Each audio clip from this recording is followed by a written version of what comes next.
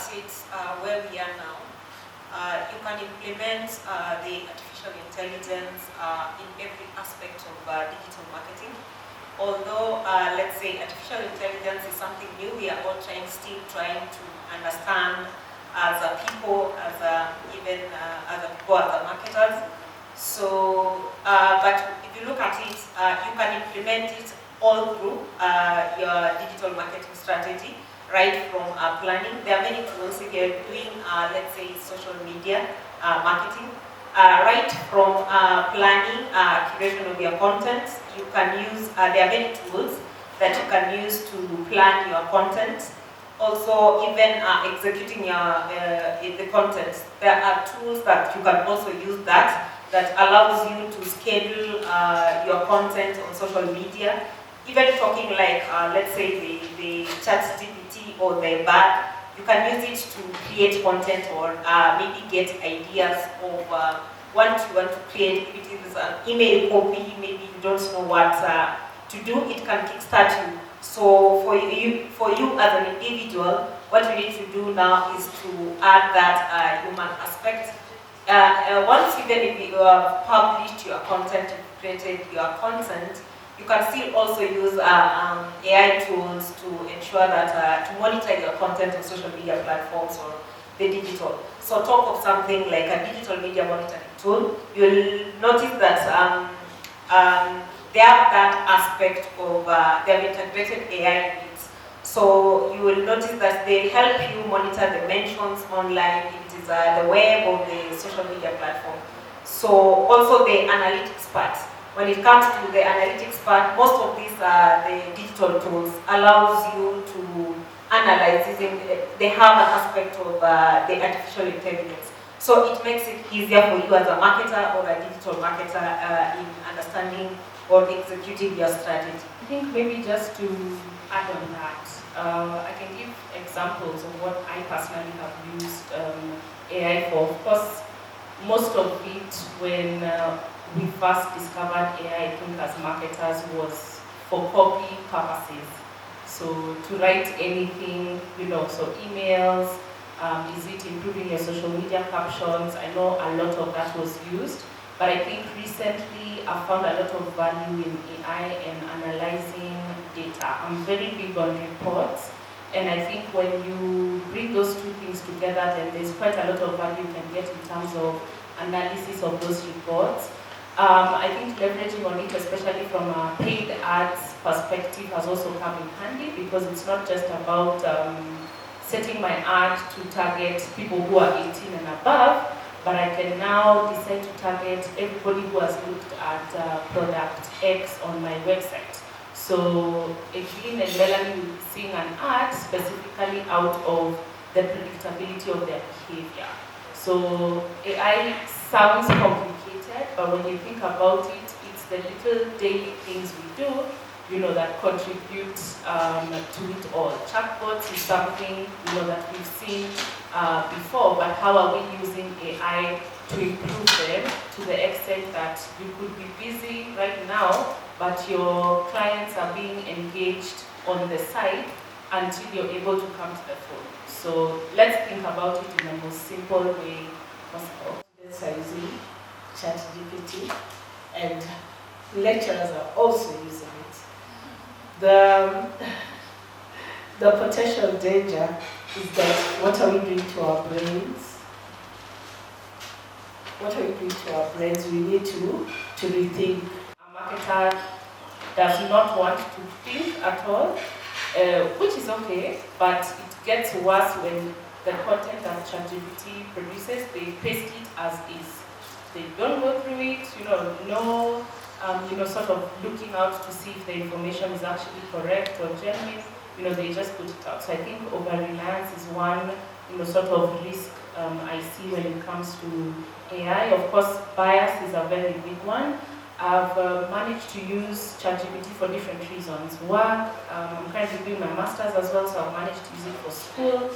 And one thing I've noticed, even for school, is sometimes it will generate references that don't exist. So you'll be here, reading how it quoted a book by Melanie Hapisu in 1998, and you go to Google, and the book doesn't exist. So I think there's that risk of how genuine is the information or not. You know, things like what kind of data was used to train it. We were just talking about it at the table before we came out to the panel. I was reading something about how Amazon used an AI recruitment tool, and as they continued doing the interview processes, they realized that it was biased to men. So, I mean, then that makes the whole process, now. That you're using for data analysis. Maybe you can just mention some of the tools beyond even the data analysis. Which are some of the tools guys can use on their day-to-day activities? AI tools that we're currently using. So for example, I've used ChatGPT and Google Bard to analyze data. Say I have an Excel with numbers, say social media performance. Maybe in the month of March, we had X number of impressions, engagement shares versus, month Y. And what I'll do is I'll first, paste the results for month X and tell ChatGPT to remember these results. Then I'll post month Y and tell it to also remember those ones. Then I'll tell it the client's goal was maybe to increase the number of impressions and engagement that would have in form of shares. With their audience. So I'll tell ChatGPT to analyze, the numbers that we put out. What do they mean? What are the potential ways to improve that client's marketing based on those numbers? So while at it the Google Analytics, you can also use the Google Studio now to visualize your reports. And then when it comes to understanding your audience, maybe you want to target your audience, the Google ads, the Google paid ads in itself, or the social media ads by itself uses AI. So using paid ads, so will help you to understand your target audience and to reach your target audience. So within even once you run the Google ads, you'll notice that it normally gives you the recommendation telling you these are the people who are interested in your ads. These are the keywords that they are using. You can also use this is called the smart bidding, where you can bid on using the Google Ads. So you are able to know the kind of ad that is performing better. Maybe I can target, say, I want to target people searching for Nairobi, people searching for specific searches, say, hotels in Nairobi, or maybe I want a broad match, people specifically searching for Nairobi. So if it is an exact match, it will only show for people who are searching for hotels in Nairobi. But if it is a broad match, it will try to show many hotels within Nairobi. So trying to use such in-app tools like the Google Ads and the recommendation that it gives you is one way. Also trying to use third-party tools. So let's say you have Sprout Social, you have HubSpot. They'll normally give you the analytics for the social media. When it comes to social listening, I forgot to mention that we are trying to build a solution called Moran that allows you to analyze your mentions on social media. But the competitors who are out there already that allows you to do that. When it comes to the online data, we have Meltwater, there is Meltwater, there is Talkwalker, there is brand mentions that allows you to collect data or mentions of your brand online, and it analyzes for you. You are able to see the sentiment analysis, so you get from those tools, you are able to get the sentiment analysis. What are people talking about you? What are they saying about your brand? You also get location insights. The people who are talking about your brand, where are they based? You also get their reactions. Which emojis are they using when they are talking about your brand? The keywords that are related to your brand. So such tools are very important, and they are available online. How can businesses leverage the digital platforms and partnerships to create collaborative ecosystems?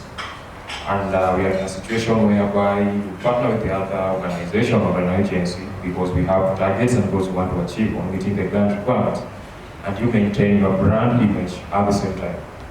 Thank you. I'll talk about some of the partnerships I have that are beneficial, both in terms of we are both meeting our targets in as much as we are targeting the same clients.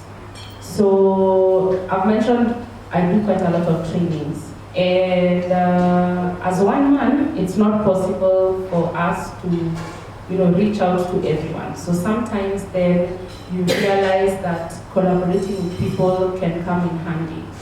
I know a lot about the digital marketing umbrella, but there are certain areas I can call myself an expert in.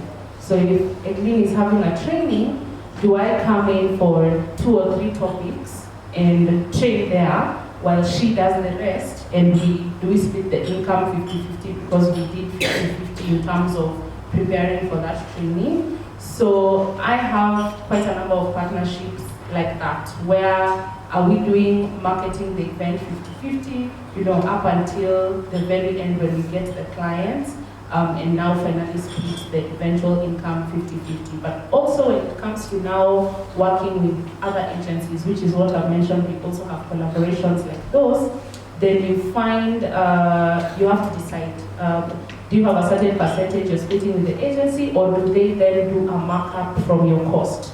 So for most of the ones I've worked with, they do a markup. So we tell them maybe we're charging a retainer, say, of 200,000, and they decide, okay, maybe we'll add 10-20% to the cost. That now becomes ours for giving you the work, and then the rest is sort of yours. So I think it's good to sort of put everything down on the table, and you'll be able to agree from there.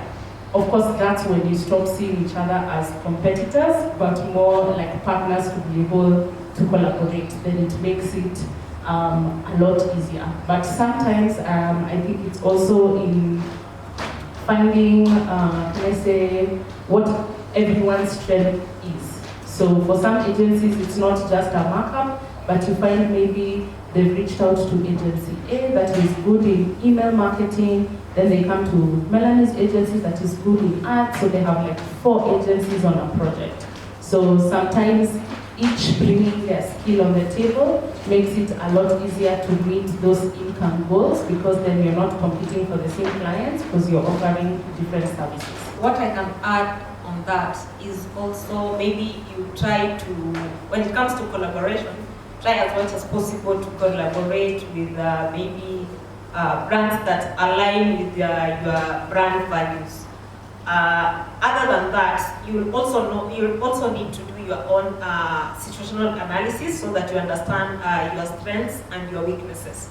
So maybe I've onboarded a client, and maybe I'm not good with the traditional marketing. So I'll try to collaborate with another agency. Through those all networking that you've been doing, I'll be able to understand and know these guys are good in traditional marketing. So from our end, we are experts in digital marketing. So we try to partner and collaborate with such people. Like for instance, let's say if it is Melanie here. I know Melanie is an expert in media buying. So my strength is in, so let's say social media and maybe the CEO or something. So I'll try to collaborate with her because I know if that's her strength, my strength is on the other side. So that's what I can add. My advice generally is to upskill and try to embrace these technologies and know there are tools that will help you to make your work easier rather than your competitor. You never know until you try. So this AI thing may sound so complicated. Trust me, I was there as well. So take that step. We've mentioned a few tools today. I mean, challenge yourself today. Go to ChatGPT and ask it anything. Literally anything.